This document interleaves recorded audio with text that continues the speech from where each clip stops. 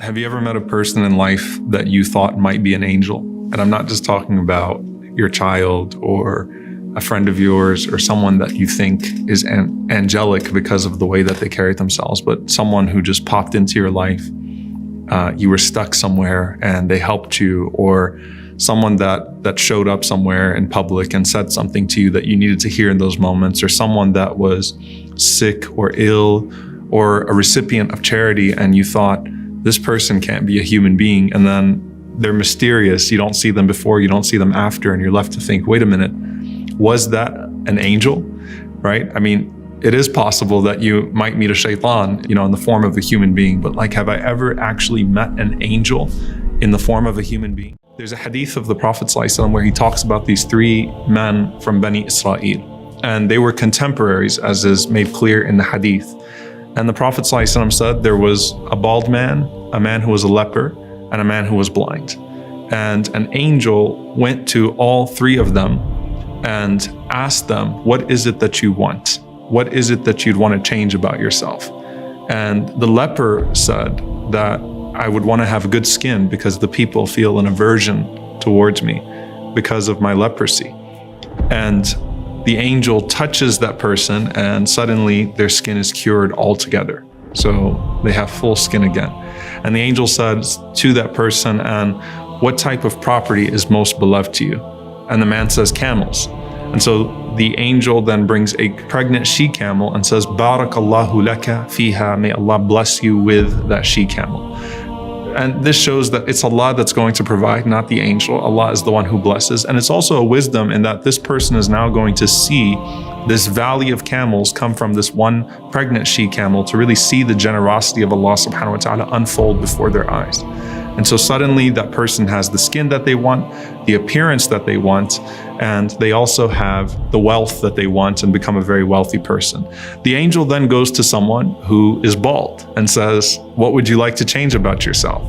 And the bald man says that I'd love to have good hair, right? I feel like it would beautify me. I feel like it's what's missing in my life. And so the angel touches that man's head, gives them an angelic hair transplant. You can't find that anywhere in the world today.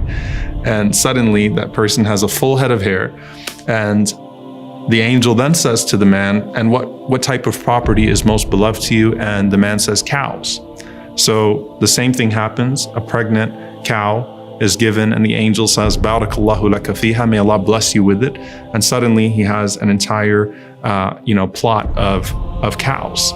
And then he goes to a person who is blind. And we know that that is a very specific type of test. There are multiple rewards that you find in the hadith for the person that is blind and patient with Allah subhanahu wa ta'ala. Many scholars who suffered from this. And says to the blind man, what would you like? He said, I'd love to have my eyesight back, my vision back. And so the angel wipes his eyes and suddenly he can see again. And then he says to him, and what's the most beloved of property to you? He says sheep, which is very simple, right? If you think about it. So he's given a pregnant sheep, and that gives birth to an entire plot of sheep. And so he's got his entire property in front of him that he can work with and that he can deal with. And so each one has their herd now. And they have their property, and they have the appearance that they want, and they have the blessings that they want. The Prophet ﷺ says that then the angel comes back to each one of those people in the same human form as they were before. So to the leper, the angel shows up with leprosy, a human being with leprosy that's also poor. To the one who was bald, the angel shows up looking like the person used to look, also poor. And for the one who was blind, the angel also shows up in the form of a blind man that's also needy. And as that angel shows up to each one of them, the angel asks them for support.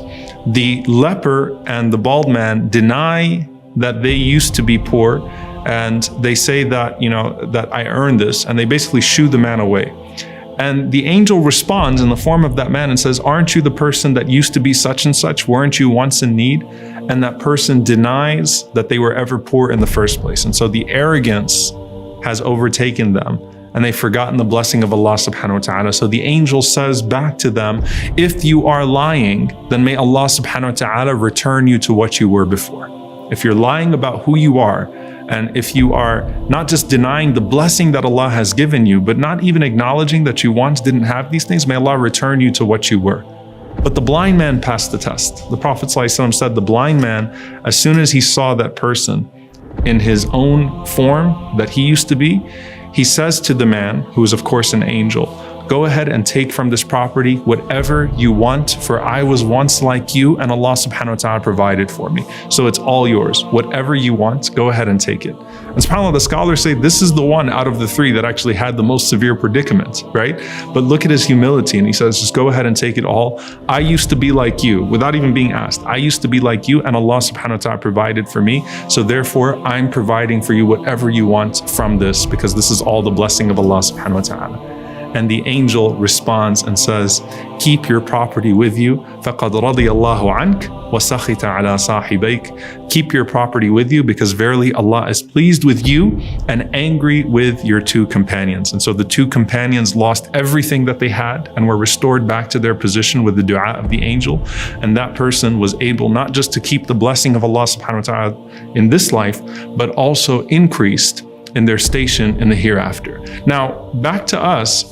The question is then, when I see someone that's in need, am I actually encountering an angel? And I have to be honest, subhanAllah, I remember a few times that I was in a refugee camp, and I thought to myself, this can't be a human being that's in front of me. And Allah knows best, right? The reality is you're never actually going to know, right? If you've encountered an angel, that person is not going to reveal themselves and say, I'm actually an angel. But it would defeat the purpose if you were only honoring them because you thought they were an angel. That's actually the moral of the story, that you are to honor the person, the yatim, the orphan, the one that's in need, and remember your own vulnerability, and you never know who Allah subhanahu wa ta'ala actually has in front of you at that moment.